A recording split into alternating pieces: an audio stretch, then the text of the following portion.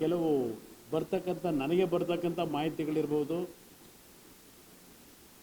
ನನಗೆ ಇರ್ತಕ್ಕಂಥ ಕೆಲವು ಅನುಮಾನಗಳ ಬಗ್ಗೆ ಸರ್ಕಾರಕ್ಕೆ ಸಂದೇಶ ನಿಮ್ಮ ಮುಖಾಂತರವೇ ಕಳಿಸ್ಬೇಕಾಗಿದೆ. ಬೇರೆ ಸರ್ಕಾರದ ಅಧಿಕಾರಿಗಳ ತೀರ್ಮಾನಗಳೇನಿದೆ, ತೀರ್ಮಾನ ಅಂದರೆ ಅಧಿಕಾರಿಗಳದ್ದು SIT ತೀರ್ಮಾನ ಅಲ್ಲ, ಕೆಲವು ಆದೇಶಗಳೇನು ಹೊರಡಿಸ್ತಾರಲ್ಲ, ಆ ಆದೇಶಗಳ ಪರಿಮಿತಿಗಳು ಏನು ಅಂತಕ್ಕಂಥ ತಿಳ್ಕೋಬೇಕಲ್ಲ, ಆ ಮಾಹಿತಿಗಳು ದೊರಕ್ತಾ ಇಲ್ಲ.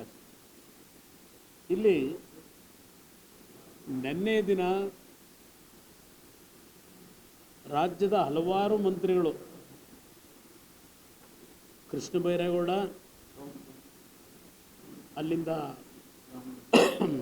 ನಮ್ಮ ಮಂಡ್ಯದ ನಾಯಕರೊಬ್ಬರು ಮಂತ್ರಿಗಳು, ರಾಮಲಿಂಗಾರೆಡ್ಡಿ ಅವರು, ಡಾಕ್ಟರ್ ಸುಧಾಕರ್ ಅವರು, ಇದರ ರಾಜ್ಯಸಭಾ ಮೆಂಬರ್ಗಳು ಭಾಳ ಜನ ಸೇರಿ ನಿನ್ನೆ ಜಂಟಿ ಪತ್ರಿಕಾಗೋಷ್ಠಿಗಳನ್ನು ನೆರವೇರಿಸಿದ್ದಾರೆ. ನಾನು ನಿನ್ನೆ ಬೆಳಗ್ಗೆ ನ್ಯಾಯಾಲಯದ ನಾನು ಹೋಗಬೇಕಂತ ಹಿನ್ನೆಲೆಯಲ್ಲಿ ಹೋದಂಥ ಸಂದರ್ಭದಲ್ಲಿ ನೀವೆಲ್ಲ ಕೆಲವು ಪ್ರಶ್ನೆಗಳನ್ನು ಕೇಳಿದ್ರಿ. ಇವತ್ತು ನಿಮಗೆ ಸಿಗ್ತೀನಿ ಅಂತಕ್ಕಂಥದ್ದು ಹೇಳಿದ್ದೆ. ನಿನ್ನೆ ದಿನದ ನಾನು ಬೇರೆ ಮಂತ್ರಿಗಳದ್ದು ಅವೆಲ್ಲ ಹೇಳಲ್ಲ, ಮಂಡ್ಯ ಮಂತ್ರಿದೆಲ್ಲ ಅವಶ್ಯಕತೆ ಇಲ್ಲ. ನಾನು ಪ್ರಮುಖವಾಗಿ ಇಲ್ಲಿ ನನ್ನ ಭಾವನೆ ವ್ಯಕ್ತಪಡಿಸ್ತಕ್ಕಂಥದ್ದು, ನೇರವಾಗಿ ನನ್ನನ್ನೇ ಗುರಿ ಇಟ್ಟು ನಾನೇ ಈ ಪೆನ್ ಡ್ರೈವ್ಗಳು ಗೊತ್ತಿದ್ದು ಹಾಸನದ ಅಭ್ಯರ್ಥಿಯನ್ನು ಚುನಾವಣೆಗೆ ಸ್ಪರ್ಧೆ ಮಾಡಲಿಕ್ಕೆ ಅವಕಾಶ ಕೊಡದೇ ಇರತಕ್ಕಂಥ ರೀತಿಯಲ್ಲಿ ಈ ಹುನ್ನಾರ ಮಾಡಿದ್ದೇನೆ ಅಂತಲೂ ಸಹ ಅದರ ಅರ್ಥ ಇದೆ. ಅದರಲ್ಲಿ ನೋಡಿದೆ, ದಾರಿ ತಪ್ಪಿಸ್ತಾ ಇದ್ದೇವೆ ಅಂತ ಹೇಳಿದ್ದಾರೆ ಅಲ್ವೇ. ಅವ್ರು ಮಾತನಾಡಿರ್ತಕ್ಕಂಥ ಎಲ್ಲ ಟೆಕ್ಸ್ಟ್ನ ಟೈಪ್ ಮಾಡಿ ಕೊಡಪ್ಪ ಅಂತ ಹೇಳಿದ್ದೆ ನಮ್ಮವರಿಗೆ. ಏಕೆಂದರೆ ಅವ್ರು ಭಾಳ ಮಾತಾಡಿದ್ದಾರಲ್ಲ. ಕೃಷ್ಣ ಬೈರೇಗೌಡರು ಮಾತನಾಡಿದ್ದಾರೆ. ನಾನು ಆ ಮಂತ್ರಿಗಳಿಗೆ ಹೇಳ್ತೀನಿ, ಪ್ರಥಮವಾಗಿ ಇದೆಲ್ಲ ಚರ್ಚೆಗೆ ಬರೋದಕ್ಕಿಂತ ಮುಂಚೆ ನಾನು ಒಕ್ಕಲಿಗ ಕ್ಯಾಪ್ ಇಟ್ಕೊಂಡು ಒಕ್ಕಲಿಗರ ರಕ್ಷಣೆಯನ್ನು ಈ ರಾಜ್ಯದಲ್ಲಿ ನಡೆದಿರ್ತಕ್ಕಂಥ ಅತ್ಯಂತ ಕೆಟ್ಟ ಘಟನೆ, ಈ ಘಟನೆಗೆ ಜಾತಿಯ ಹೆಸರಿನಲ್ಲಿ ರಕ್ಷಣೆ ಪಡ್ಕೊಳ್ಳಲಿಕ್ಕೆ ಹೋಗಲ್ಲ ಅನ್ನೋದನ್ನು ಭಾಳ ಸ್ಪಷ್ಟವಾಗಿ ಹೇಳ್ತೇನೆ. ನಾನು ಎಲ್ಲೂ ಸಹ ಒಕ್ಕಲಿಗ ನಾಯಕ ಅಂತ ಎಲ್ಲೂ ಹೇಳಿಲ್ಲ, ಇಲ್ಲ ನನಗೆ ಯಾರೋ ಪೈಪೋಟಿ ಇದ್ದಾರೆ ಅಂತಲೂ ಹೇಳಿಲ್ಲ. ಏನೋ DK ಶಿವಕುಮಾರ್ ಅವ್ರದ್ದು ನಮ್ಮದು ಏನೋ ಒಕ್ಕಲಿಗ ನಾಯಕತ್ವಕ್ಕೆ ಪೈಪೋಟಿ ಅಂತಕ್ಕಂಥದ್ದು ಪ್ರತಿನಿತ್ಯ ಚರ್ಚೆಗಳನ್ನು ಗಮನಿಸ್ತಾ ಇದ್ದೇನೆ. ಇದಕ್ಕೆ ಪೂರಕವಾಗಿ ನಾನು ಪ್ರಕರಣವನ್ನು ನಿಮ್ಮ ಮುಂದೆ ಸ್ಪಷ್ಟೀಕರಣ ಕೊಡ್ತಾ ಇದ್ದೇನೆ. 2006 ಫೆಬ್ರವರಿ ತಿಂಗಳು ನಾನು ರಾಜ್ಯದ ಮುಖ್ಯಮಂತ್ರಿ ಆದೆ.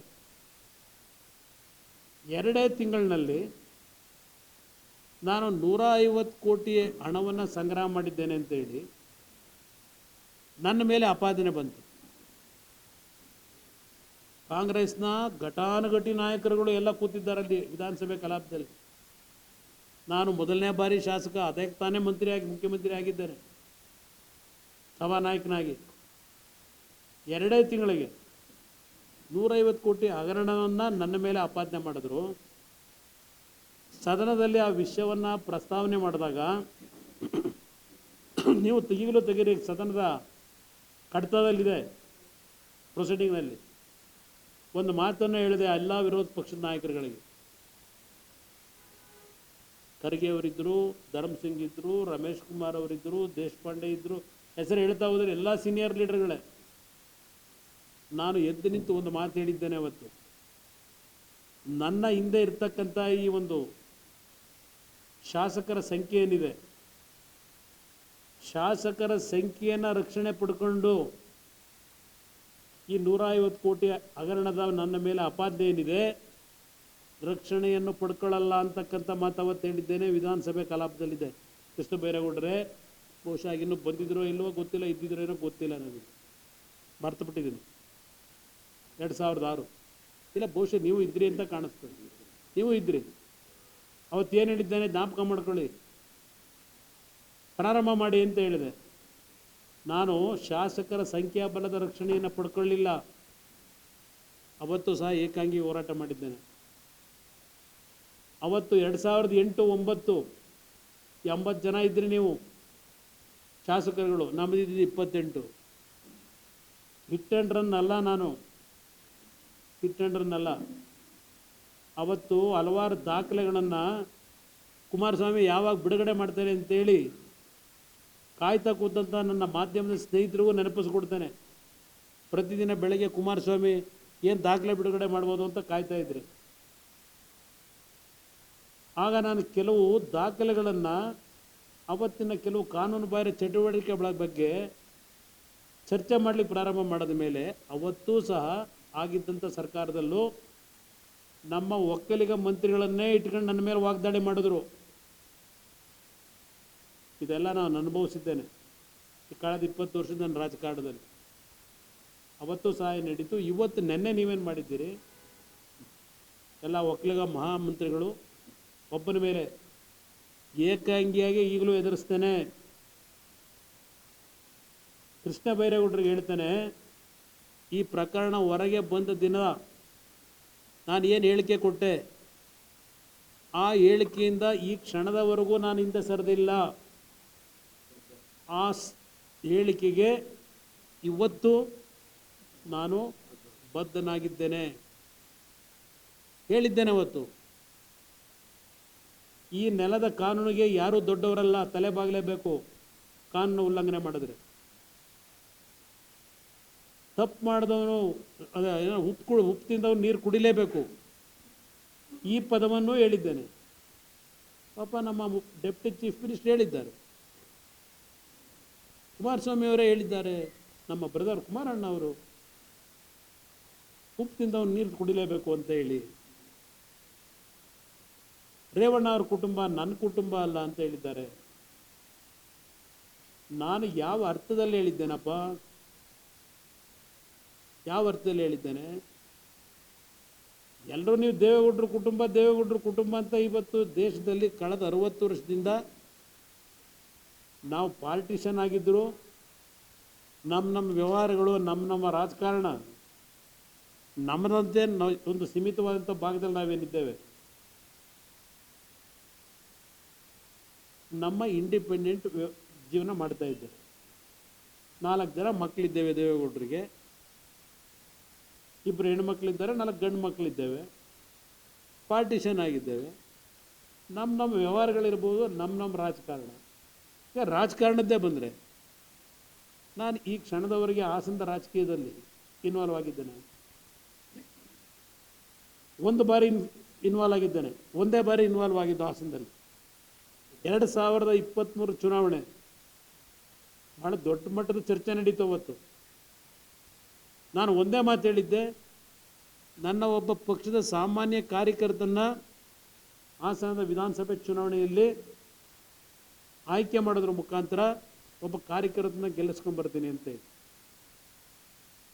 ಅವತ್ತೂ ಸಹ ನಮ್ಮ ಕುಟುಂಬದಿಂದಲೇ, ಕುಟುಂಬ ಅಂತ ನೀವು ಹೇಳ್ತಾ ಇದ್ದೀರಲ್ಲ, ರೇವಣ್ಣ ಅವರ ಕುಟುಂಬದಿಂದಲೇ ಅಭ್ಯರ್ಥಿ ಆಗಬೇಕು ಅಂತ ಅವ್ರ ಧರ್ಮಪತ್ನಿಯವರು ಪ್ರಯತ್ನ ಪಟ್ಟರು.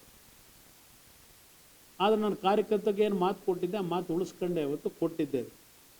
ಅದಕ್ಕೂ ಸಹ ಇತ್ತೀಚೆಗೆ ಏನಾಗಿದೆ, ಕುಮಾರಸ್ವಾಮಿಯವರು ರೇವಣ್ಣ ಅವರ ಕುಟುಂಬವನ್ನು ರಾಜಕಾರಣದಲ್ಲಿ ಮುಗಿಸ್ಲಿಕ್ಕೋಸ್ಕರವಾಗಿ ಇದೆಲ್ಲವನ್ನು ಮಾಡ್ತಾ ಇದ್ದಾರೆ ಅಂತ ಹೇಳಿ ನನ್ನ ಮೇಲೆ ಗೂಬೆ ಕೂರಿಸಿದ್ದೀರಿ. ಈ ಪೆನ್ ಡ್ರೈವ್ ಸೂತ್ರಧಾರಿನೂ ನಾನೇ ಅಂತ ಹೇಳ್ಬಿಟ್ಟಿದ್ದೀರಿ. ಪಾಪ ಹೇಳ್ಕೊಂಡಿದ್ದೀರಿ.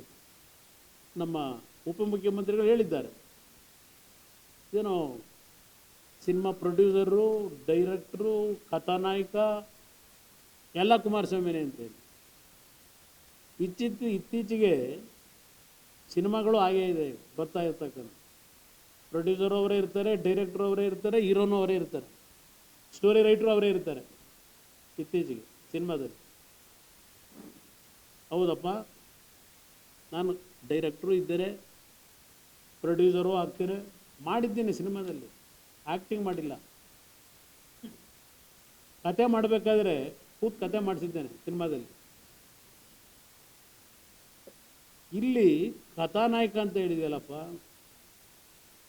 ಇನ್ನು ಏಕವಚನದಲ್ಲಿ ಮಾತಾಡಬಾರ್ದು ಅಂತಾರೆ. ಗೌರವಾನ್ವಿತ ನಮ್ಮ ಉಪಮುಖ್ಯಮಂತ್ರಿಗಳು, ನಮ್ಮ ಎಲ್ಲ ಮಂತ್ರಿಗಳು ಗೌರವಾನ್ವಿತರವರೆಲ್ಲ. ಏಕವಚನದಲ್ಲಿ ಮಾತಾಡಿ ನಿಮ್ಮ ಮನಸ್ಸಿಗೆ ನೋವಾಗಿದ್ದರೆ ವಿಷಾದನೂ ವ್ಯಕ್ತಪಡಿಸ್ತೀನಪ್ಪ. ಇಲ್ಲಿ ಪ್ರಶ್ನೆ, ನನ್ನನ್ನು ಈ ಒಂದು ಘಟನೆಗೆ ಕಥಾನಾಯಕನ ಮಾಡಲಿಕ್ಕೆ ಹೊರಟಿದ್ದೀರಲ್ಲ,